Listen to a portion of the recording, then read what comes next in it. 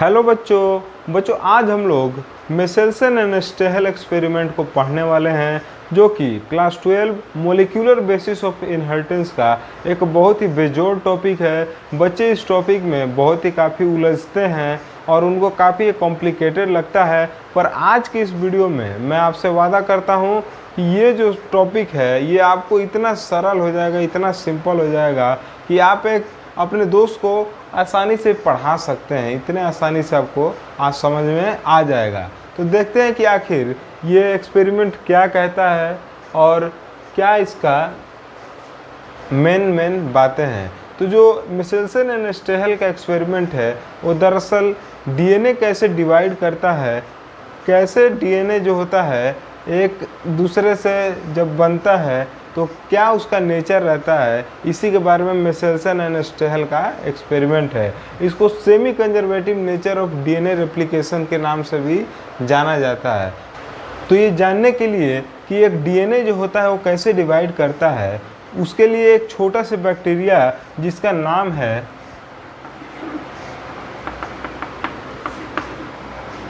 E coli या फिर Escherichia coli, जो बैक्टीरिया है इसको क्या काम किया मिशेल्सन एंड स्टेहल ने। सबसे पहले इस बैक्टीरिया के आसपास जो मीडियम है उसमें अमोनियम क्लोराइड को रख दिया। अब हमें पता है कि नाइट्रोजन जो होता है वो नाइट्रोजिनस बेसिस जो कि डीएनए के अंदर प्रेजेंट होता है उसमें नाइट्रोजन पाया जाता है, और नाइट्रोजन भी होता है दो प्रकार का, एक होता है N15 और एक होता है N14।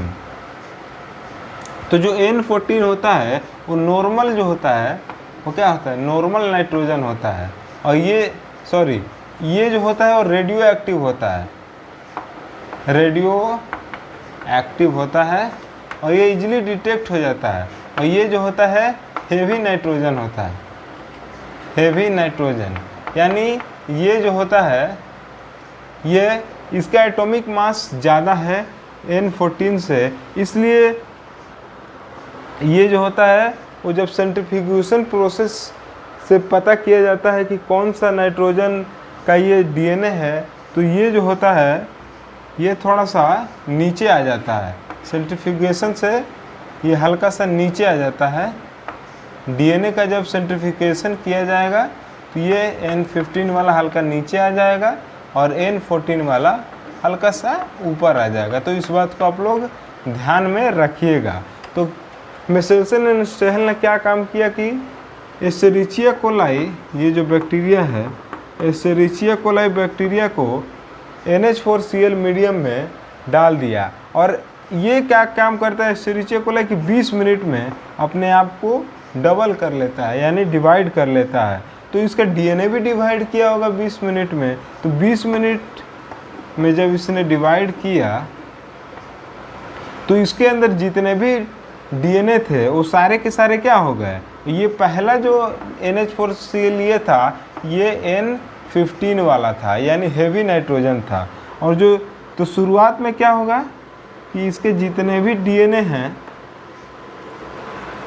ये क्या हो जाएंगे, ये भी N15 हो जाएगा और ये भी क्या हो जाएगा N15, यानी दोनों के दोनों हेवी नाइट्रोजन हो जाएंगे। अब इसके आगे के प्रोसेस को समझने के लिए थोड़ा सा इरेज किया जाए।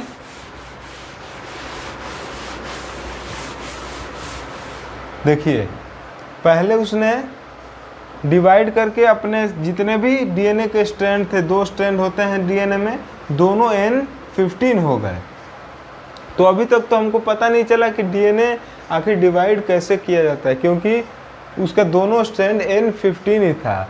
तो इन मिशेल्सन एंड स्टेहल ने फिर से इसको, ये जो बैक्टीरिया है इसको फिर से डिवाइड करने के लिए NH, इस बार जो मीडियम लिया था वो NH4Cl था, पर इस बार रेडियो एक्टिव नाइट्रोजन को लिया गया था। अब पहले से इसके अंदर जो था, पहले से इसके अंदर क्या था, पहले से इसके अंदर था N15 वाला, ये N15 वाला। जब इसको डिवाइड किया गया, जब इसने डिवाइड किया 20 मिनट बाद, तो इसमें क्या निकल के आया? और उससे पहले जो N15 था वो सारा का सारा जब सेंट्रीफ्यूगेशन किया गया डीएनए का, तो सारा का सारा यहाँ आया था। दोनों स्ट्रैंड क्योंकि N15 था इसलिए नीचे आया था डीएनए का जब सेंट्रीफ्यूगेशन किया गया था। तो जब इसको 20 मिनट बाद किया, डिवाइड किया ई कोलाई ने NH4Cl14 जो कि रेडियो एक्टिव नाइट्रोजन है उसमें, तो इसने क्या काम किया कि इसका जो एक स्ट्रैंड है,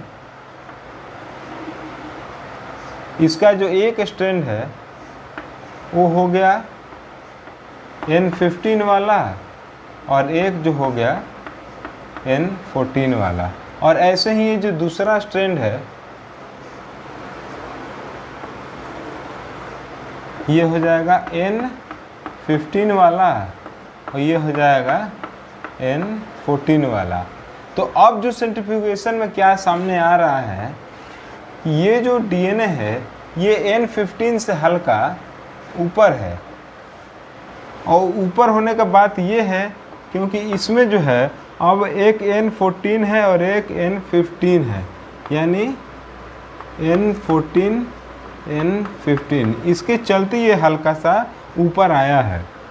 तो इसको अब इसको जब एक्सपेरिमेंट करके देखा तो हल्का हल्का पता चला कि नहीं, इसका एक स्ट्रैंड जो होता है वो यहाँ पे जो NH4Cl ये बनाता है, एक स्ट्रैंड से ये किया और दूसरे स्ट्रैंड से ये किया। पर इसको पूरा क्लैरिफाई करने के लिए इस बैक्टीरिया को फिर से NH14Cl से डिवाइड करना पड़ा, क्योंकि अभी तक क्लियर नहीं हो पाया था कि जो मेथड ऑफ रेप्लिकेशन है डीएनए का वो सेमी कंजर्वेटिव है कि नहीं। तो इसको मेसेल्सन एंड स्टेहल ने ई कोलाई बैक्टीरिया को फिर से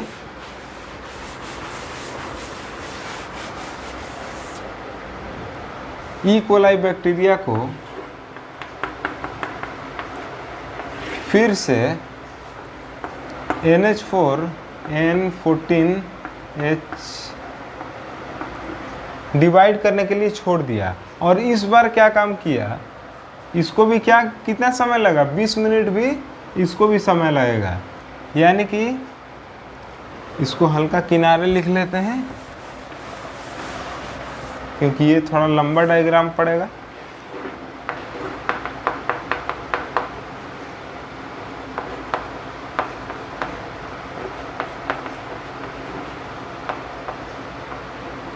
ये हो जाएगा N14।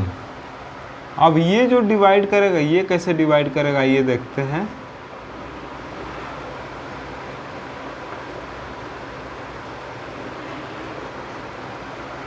ये इसका एक N15, इसका एक N14,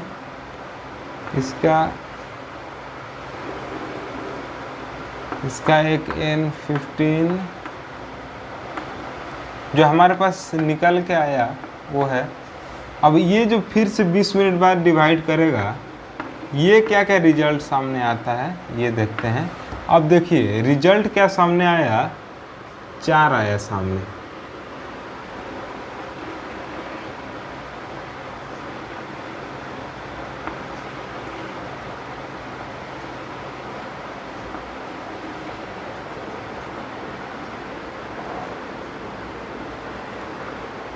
देखिए जो N15 वाला है, अब हमारे पास जो नया मिल रहा है वो N15 के साथ मिलेगा N14 वाला।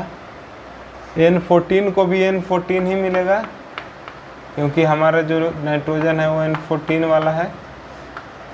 और फिर से N15 को मिलेगा फिर से N14, N15 को मिलेगा फिर से N14, और फिर से जो N15 है, सॉरी N4 कौन सा लिखा गया, ये N14 लिखा जाए।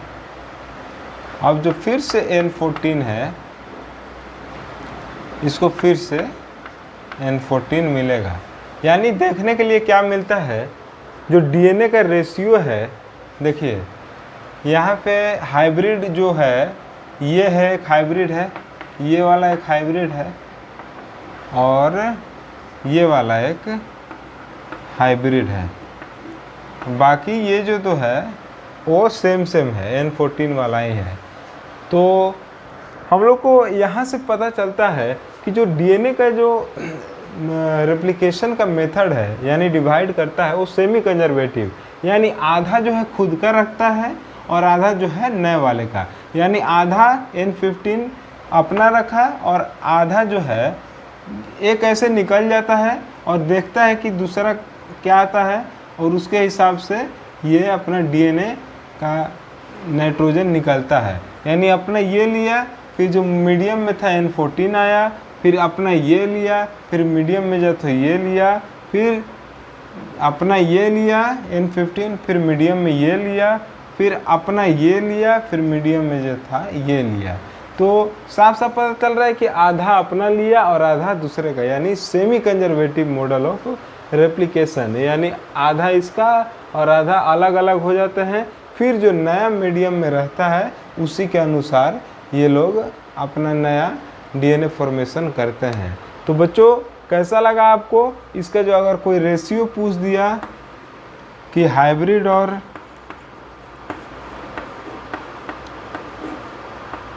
ओरिजिनल का जो रेशियो अगर कोई पूछ दिया,